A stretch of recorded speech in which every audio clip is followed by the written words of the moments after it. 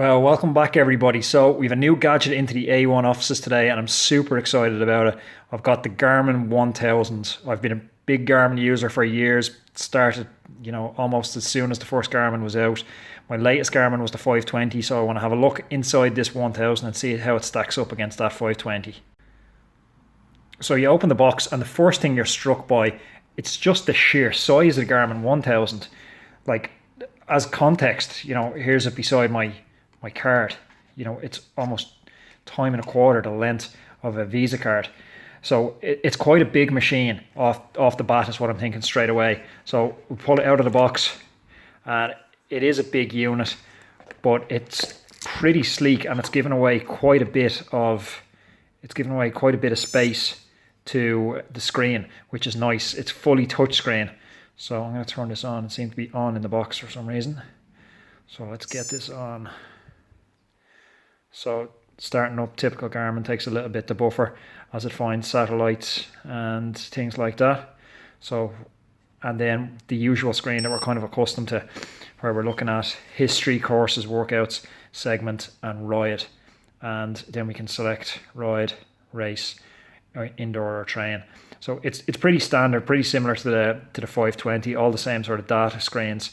What I did like when playing around with it was the maps function was really nice, where it's a little bit easier to plan routes, and especially good if you're abroad, because it's always super difficult to find your way around.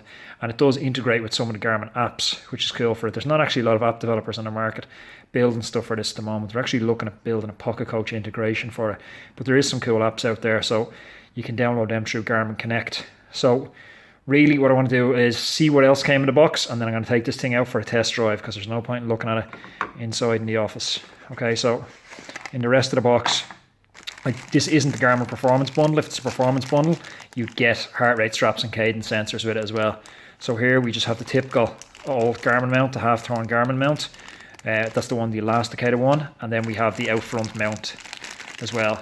And the out front mount, it's a couple of little shims depending on your handlebar width. That's the standard mount, and charges, which is nice, unlike some of the annoying Apple stuff that have their own chargers. It's just typical USB, and as always, the Garmin manual, which, to be honest, Garmin, it's such a nice product to use. It needs very little explanation. You can normally fool around with it and figure out what's going on. So I want to take this out for a ride and see what it's actually like in the real world. So come back in a second and check it out. Okay, hey guys, so I'm outside here. I have my Garmin 1000, just finished up, easy ride into the coffee shop. I wanted to take the Garmin 1000 through its paces. So initial impressions are, as I said in the unboxing, it is very big on the bike. As you can see there, it's out nearly flush with the ends of the bars, which isn't that bad as a training aid, but to be honest, it might be a little bulky for racing with. So in terms of the data screens, you have your regular screen here with time, speed, distance, time of day, and heart rate. That's fully customizable. You can move that, put power on it. This up the right hand side here, this is my Garmin Verdia rear light, which we actually done an unboxing for a few weeks ago, so you can go back and check out that video where I talk about that. That integrates perfectly with it.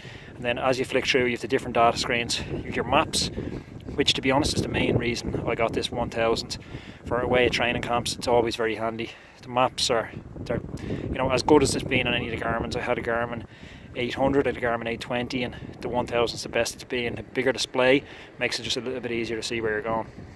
And then we've all the usual features we expect from Garmin. We've the virtual partner, which, to be honest, I've never found any use, but you set the speed, your average speed, and you're basically racing against your virtual self. And then we've elevation gained screen. We've another one of our data screens, and as I say, these are fully personable. End of the ride, stop it, and as always, it's just going to ask you to end the ride, and there, it's going to save the ride for me, and then it syncs nicely with my phone. So that's going to pop the ride straight into, it's my new record, first time I've used the Garmin, 29k, solid ride today. So overall, thoughts on the Garmin 1000. If you're a gadget fan, you'll definitely enjoy it, because it's just a little bit more usability than the 520. Bigger, bolder display, a little bit nicer, integrates better with the Garmin Varia. Maps for me is the big selling point on it. If you're training abroad, or if you train on roads you're not very familiar with, the maps are a great way to get you out of trouble. Find a local petrol station, local cafe for when you need replenishing fuel.